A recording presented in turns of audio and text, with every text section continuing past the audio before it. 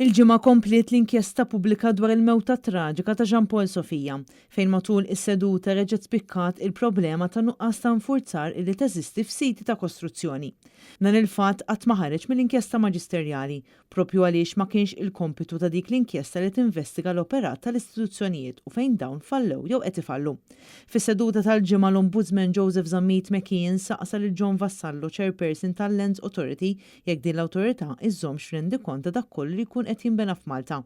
Vassallo jwieġeb li huwa impossibbli li jinżamm rendikont ta' kollox hekk kif il-ħaddiema tagħhom huma limitati. Dan huwa punt ieħor li ħareġ mill-inkjesta pubblika għax hija biss din l-inkjesta li tidħol fid-dettall ta' nuqqasijiet li jeżistu f'dan is-settur. Vassallo minnaħa tiegħu qal li Lands ma kienitx involuta fit-trasferiment tal-art lil Kurt Buħaġġar u Matthew Schembri. Hekk kif jidher li hija l-prassi li l-Indis ma tarrafx lil Lands dwar trasferimenti ta' artijiet.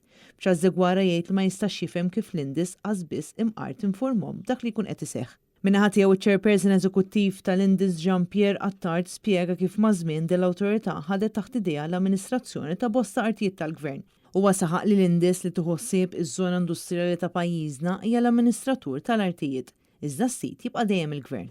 Fl-awla Attard ippreżenta l-kuntratt tal-art f'Kordin li kien sar mal-iżviluppaturi Kurt Buħaġġar u Matthew Schembri. Bil-bord tal-Indis ma kien ra xejn suspettuż f'dan it-trasferiment tal-art. Jean-Pierre Attard qal li din kienet l-ar ġurnata ta' ħajtu fejn dam 6 sigħat fuq is-sit b'tama li Jean Paul Sofija jinstab ħaj.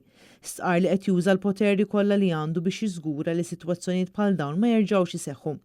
Din l-inkjesta pubblika qed titmexxa mill-Ombudsman Joseph Zammit McKeon flimkien mal-Awditur Ġenerali Charles Zegwara u l-Perit Mario Kassar.